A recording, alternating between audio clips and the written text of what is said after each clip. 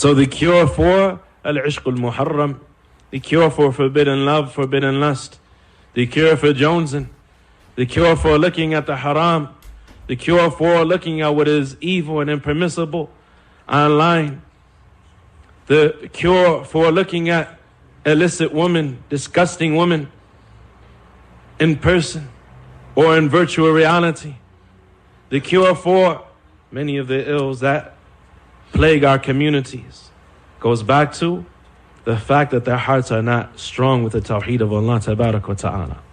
Ay wallahi. It goes back to this affair. He said, rahmatullahi alayhi, قال تعالى عن يوسف الصديق عليه السلام. Allah tabarak wa ta'ala, He said about Yusuf al-Sadiq alayhi salam, كذلك لنصرف عنه السوء والفحشاء.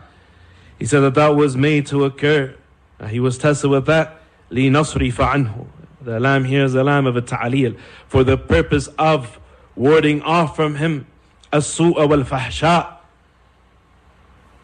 any evil and lewd sexual behavior. Why? Allah tabarak wa ta'ala, He gives us the reason. إنه من عبادنا المخلصين. That He is from, that indeed He is from, or He was from our sincere worshippers. His ikhlas, His tawheed, al-ubudiyyah, His tawheed as regards His worship of Allah tabarak wa ta'ala is what saved Him from al-ishq al-muharram. Al-ishq al-muharram, from forbidden love, from forbidden lust. And so according to the dha'af of a person's iman will be his chance of falling into something like that. And if a person finds himself having a hard time lowering his gazes, then he needs to crack the books, the most important of books, to open the book of Allah tabaraka wa ta'ala. وَيُحَرِّقْ قَلْبَهُ آيَةً آيَةً. And he needs to move his heart and mobilize his heart by reading the Quran verse after verse, and bringing about within himself the ta'zeem, the veneration and respect for the orders of Allah tabaraka wa ta'ala. Listen to the statement of Ibn Qayyim rahimahullah ta'ala. He said, فَامْرَأَةُ الْعَزِيزِ لَمَّا كَانَتْ مُشْرِكَةً وَقَعَتْ فِيمَا وَقَعَتْ فِيهِ مَعَ كَوْنِهَا ذَاتَ زَوْجٍ. The wife of Al-Aziz, because she was a mushrikah, because she was an idolater, a polytheist, she fell into what she fell of infatuation, of having desire, obsession for Yusuf alayhi salatu wasalam, despite the fact that she had a husband.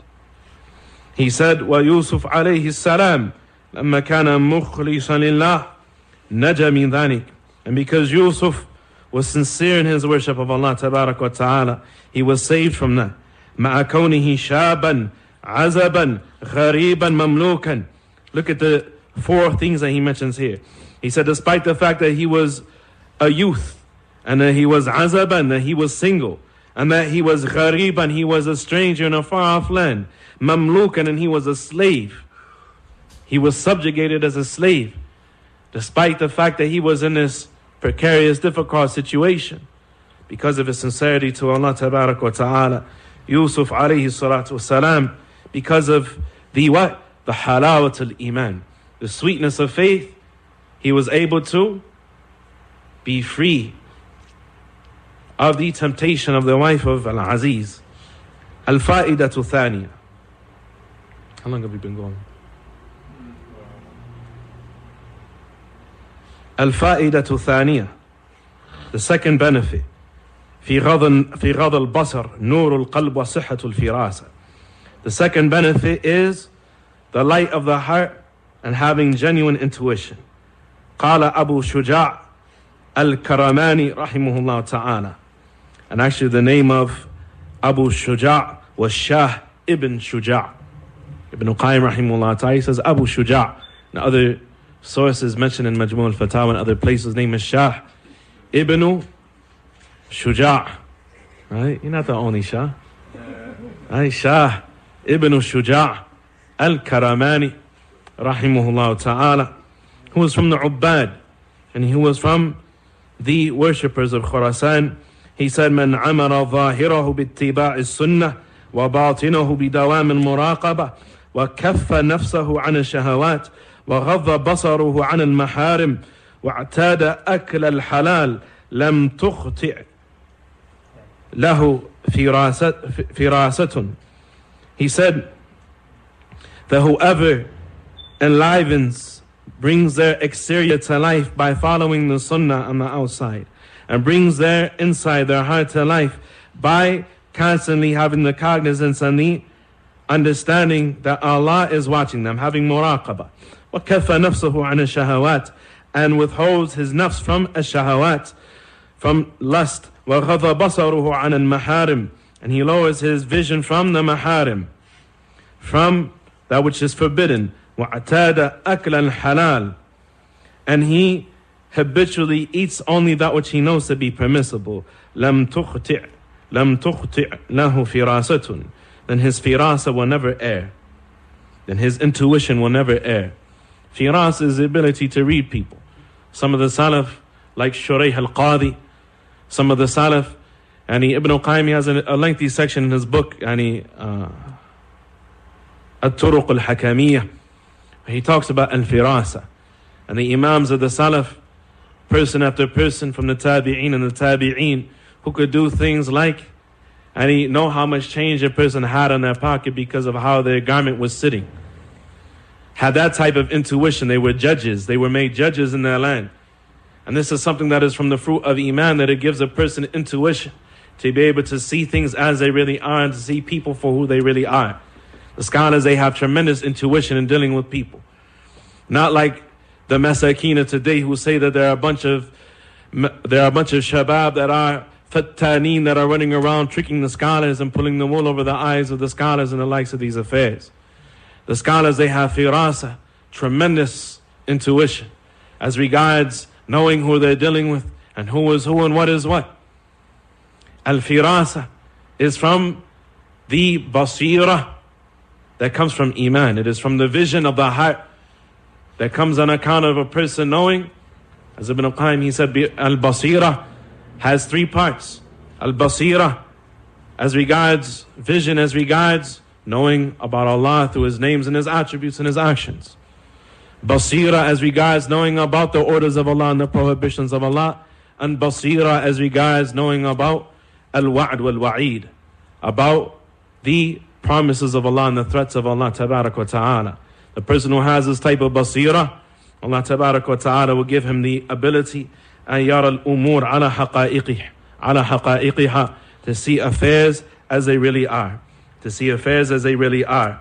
For this reason, Allah tabarak wa ta'ala, He said after mentioning the people of Lut, may Allah send His salat and His salam upon His prophet and His messenger Lut alayhi salatu wasalam.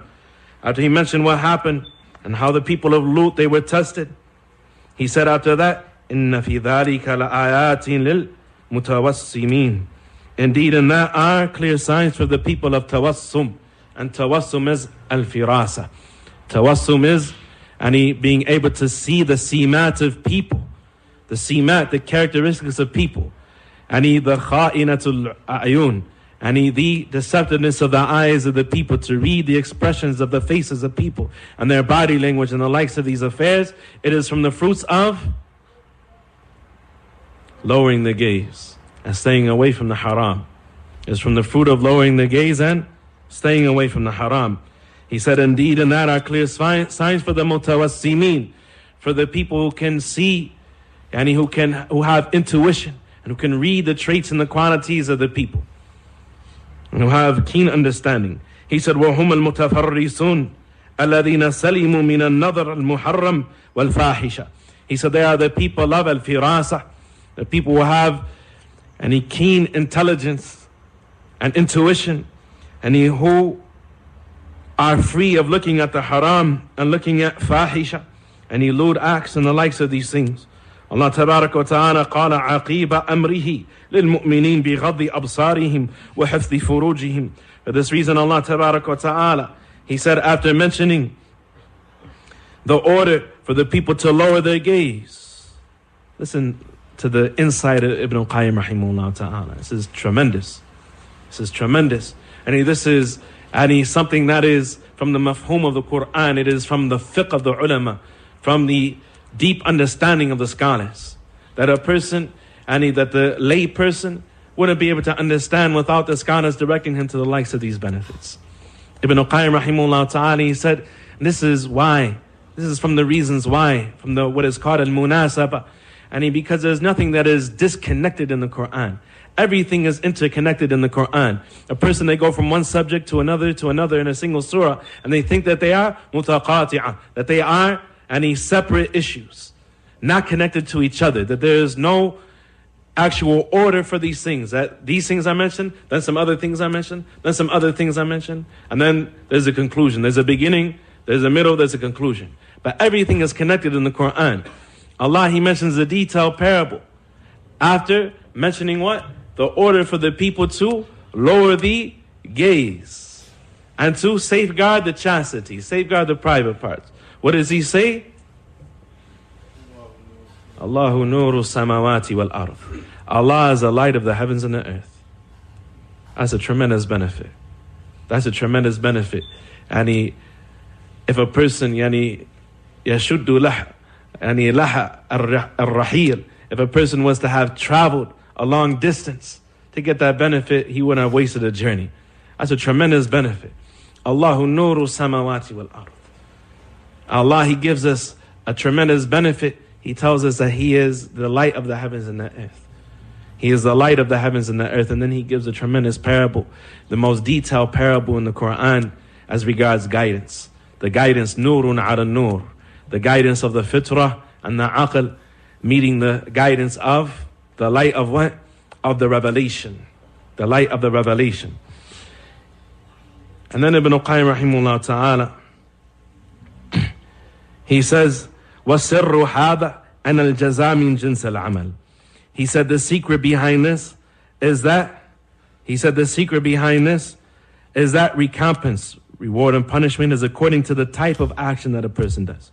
A person shows mercy, they will be shown mercy. A person forgives, they will be forgiven. A person mistreats their elders, mistreats their parents, Allah will punish them with children that will mistreat them, and youth that will mistreat them when they're old. Al-jaza'u min jins al-amal. A person, they sacrifice some of their time to fulfill the rights of Allah and the rights of the creation, Allah gives them a longer life. Al-jaza'u min jins al-amal. There's much that is said about the topic. Al-jaza'u min jins al-amal. He said that is because al-jaza'u min jins al-amal. Because they lowered their gazes from what was forbidden, they were rewarded with something of the sort that was better for them. They lowered their basar, and they were given what? They were given vision of the heart. It would be better for a person to have vision of the heart while being blind in his eyes than have vision in his eyes while his heart was blind. Because they lowered their physical vision from what is haram, Allah, He gave them the nur of al-basira. He filled their heart with the light of vision. He filled their heart with the light of vision, that which is much better than it. فَكَمَا أَمْسَكَ نُورَ بَصَرِهِ عَنَ الْمُحَرَّمَاتِ أطلق الله نور بصيرته وقلبه فرأى به ما لم يره من أطلق بصره ولم يغضه عن محارم الله. And so he was able to see with his basira and with his heart, with his vision in his heart and with his heart. And he was a person who did not restrict his vision from looking at the haram is not able to see. وهذا أمر يحبه الإنسان من نفسه يحسه الإنسان من نفسه. This is something that a human being can observe and experience with their own self. And then he explains this. He said, فَإِنَّ الْقَلْبَ كَالْمِرْآةِ. For verily the heart is like a mirror. The heart is like a mirror. وَالْهَوَى كَالصَّدَعِ فِيهَا. And the hawa, the desires, the whims of a person in shubuhat and shahawat, they are like tarnish, like rust on the mirror. A person has a metal mirror or a glass mirror, and it's all dirty and covered with filth. It's covered with tarnish, it's covered with rust, so on and so forth, right? It's like the funhouse mirror, it's warped, right? He looks like he's 12 feet tall, or he looks like he's 2 feet tall, according to how the mirror is warped. And according to what he does to his heart, the ability to see with his heart becomes warped. It becomes tarnished, it becomes warped. Allahu Akbar. فإذا خلصت من الصدى انطبعت فيها صور الحقائق كما هي عليه. And once the heart is purged and purified and cleaned from the tarnish, then he will naturally have the ability to see things as they really are. وإذا صدعت لم ينطبع فيها صور المعلومات. And once it becomes tarnished and warped, he will not have the ability to naturally see things as they really are. فيكون علمه وكلامه من باب الخرس والظنون. To the point that what he knows even, and what he talks about, what he says, will be kharas and dhunun. And it will be fabrications and a guessing game. And either person, what he says will not be based upon reality. He'll have some disconnected information, but because of his sins and disobedience, it will cause him to what? It will cause him to fall into dalala. And these sins and disobedience will cause a person to fall into what is worse than shahawat, which is shubuhat. It'll cause a person to not be able to what? To see things as they really are. Which is not a problem of desire. It's a problem of idrak. It's a problem of perception. It's a problem of knowledge. It's a problem of understanding. He will be deprived of the ability of truly understanding his religion. Allah protect us. To the point that his knowledge and his speech will be from the bab of al-kharas wa dhunun. It will be from the bab of al-kharas, of lying and fabrications, and of dhunun, and guessing. You want to do the last benefit? Yes. Alhamdulillah. It's not a democracy, but we want to take a little vote here. And then I want to wait next week. Tafadhal, inshallah. Nawasil. The last benefit. Actually, the last benefit is kind of long, but we'll do the last. The last benefit is actually short. Alhamdulillah. Al-fa'idatu thalitha. The third and the last of the three benefits. And these aren't just for.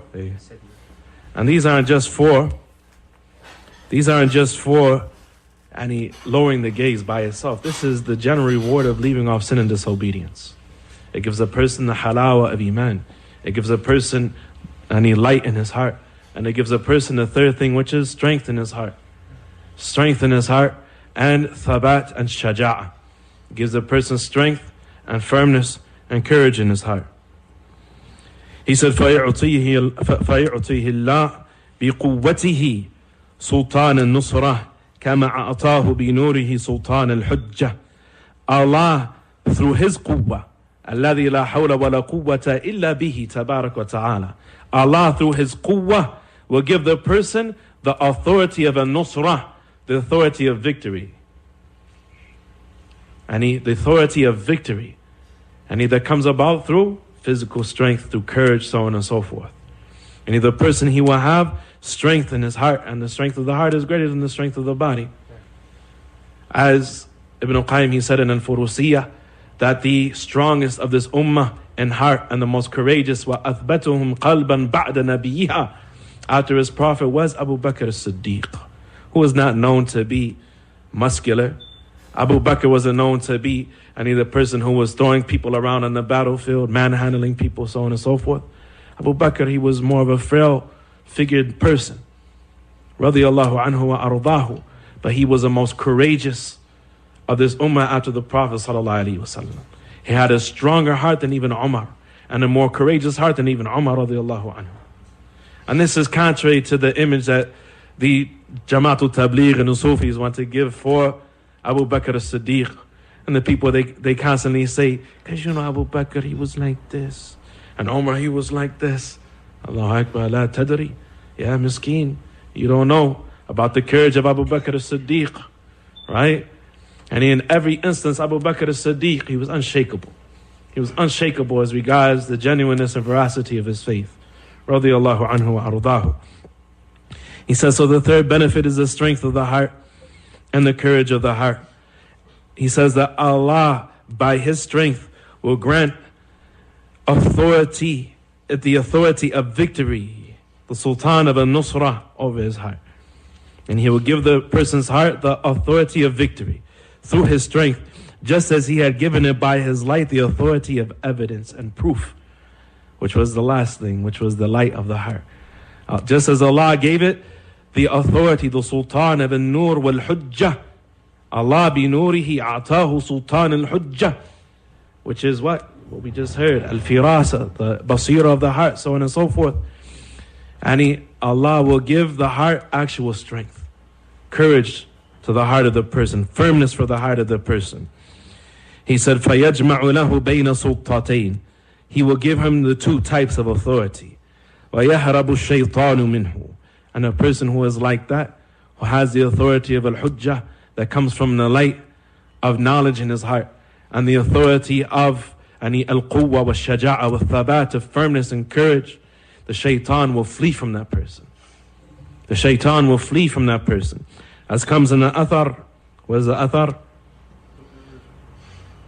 إِنَّ الَّذِي يُخَالِفُ حَوَاء يَفْرَقُ الشَّيْطَانُ مِنْ ظِلِّهِ. It's not authentic to the Prophet ﷺ. It has a true meaning.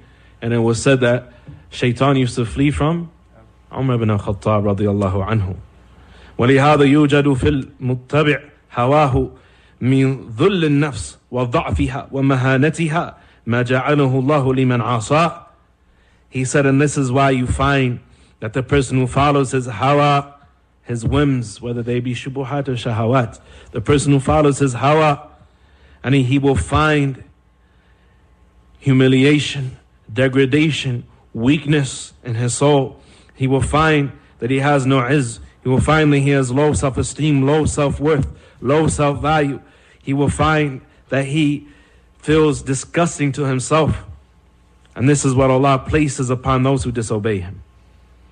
Allah subhanahu wa ta'ala, He has made al-izz and He honor and might for whoever obeys Him tabarak wa ta'ala, and al-dhul and humiliation liman asa, for those who disobey Him tabarak wa ta'ala.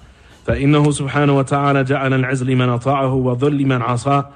قال تعالى ولله العزة ولرسوله وللمؤمنين. As Allah said that the honor and the might belongs to Allah tabarak wa ta'ala. It is attributed and it is what He gives, and His bounty to those that He pleases, and for His messenger and for the believers. The honor and the might is for Allah, His messenger, and for the believers. And Allah tabarak wa ta'ala, He said, وَلَا تَهِنُوا وَلَا تَحْزَنُوا وَأَنْتُمُ الْعَلَوْنَ إِن كُنْتُم مُؤْمِنِينَ. And do not become futile, and do not become sad, do not be weak, and do not be sad while you are al-alawun, while you are the uppermost, while you are the most lofty of the creation. In kuntum mu'mineen, if you truly believe in Allah tabarak wa ta'ala. And these verses, you see the reference for them there in the notes in Surah Al-Munafiqun, Surah Ali Imran. وقال الله تبارك وتعالى من كان يريد العزة فلله العزة جميعا. In Surah Fatir, verse number 10, Allah says, whoever wants al-izzah, then the izzah is entirely for Allah tabarak wa ta'ala. من كان يطلب العزة فليطلبها بطاعة الله. Whoever wants al-izzah, whoever wants might and honor and protection, because izzah has three meanings. One of them is al-sharaf, one of them is al-mana'ah. That a person is protected from evil. One of them is honor, and the other is quwwah, strength. Whoever wants izzah and all that entails of honor and protection and strength, فَلْيَطْلُبْهَا بِطَاعَةِ اللَّهِ, then let them pursue it by obeying Allah tabarak wa ta'ala. That's why Ibn Qayyim, he says later in his book, that the greatest soldiers in the army of Allah tabarak wa ta'ala is al-iman wal-amalu salih. If a person wants to be victory over their enemies, if a person wants to be protected over invading armies, if a person wants to be protected from the likes of what the people were facing in his time of the Crusaders and the Mongols and these sorts of things. The Mongols were so barbaric. Many of the scholars in their time thought that they were the Ya'juj and the Ma'juj, having escaped from the wall that had been placed around them. He said if a person wants to have the greatest reinforcement from the army of Allah, then they are al-iman wal-amalu salih, iman and righteous deeds. Whoever wants al-izzah, then let him seek it by obeying Allah. إليه يرفع عليه يصعد الكلم الطيب والعمل الصالح يرفعه. And to Allah ascend the most goodly of statements. And the correct statements that people say that are love to Allah are ascended to Allah, they rise to Allah. وَالْعَمَلُ الصَّالِحُ يَرْفَعُ. And the scholars, they differ over إلى من يعود الضمير وإلى ما يعود الضمير, يعني what the pronoun is referring to here. And righteous deeds يرفعه are raised by him or raised by it. Some of them, they say that what is meant by are raised by Allah. And the righteous deeds are raised by Allah to Allah Tabarak wa Ta'ala. And that's true.